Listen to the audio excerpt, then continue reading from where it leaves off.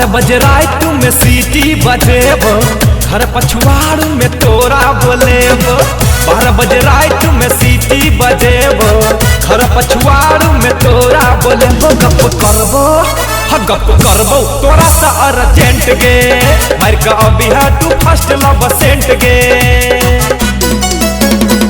12 बजे रात में सीटी बजेब, घर पछुआड़ में तोरा बोलेब।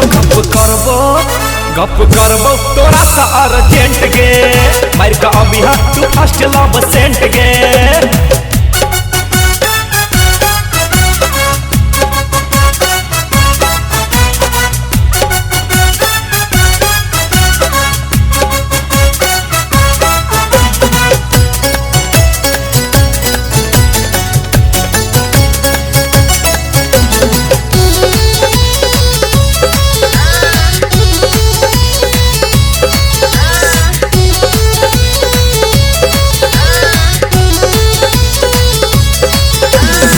नहीं डरी है बाबू से, नहीं डरी है मैं सा, कुत्ता जे भुगतो तो अभी है नु क्या कर।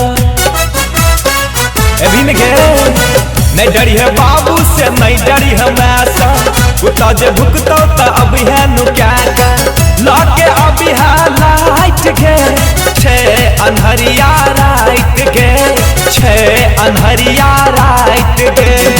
बाजो ने पायल तो हर छन छन गे, टोला मोहल्ला में है पैसन सन। पिन के अभी है तू गोरी हाफ पेंट गे, हाँ मारी है तू फर्स्ट लव सेंट गे।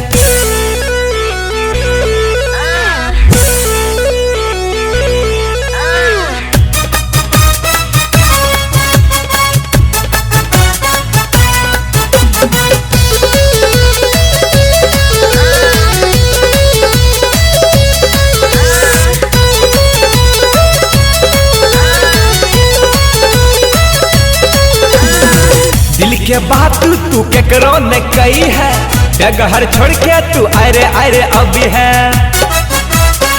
सैंडल ने कही है, दिल के बात तू केकरो ने कही है, डगहर छोड़ के तू आरे आरे अभी है।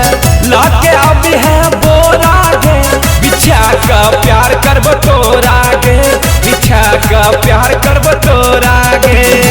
सिटी ने सुन भी त मिस कल हम करबो, आई लव यू लिख लिख का मैसेज पठेबो। मर के अभी है तू फर्स्ट लव सेंट गे, तोरा डार्लिंग बनेबो परमानेंट गे।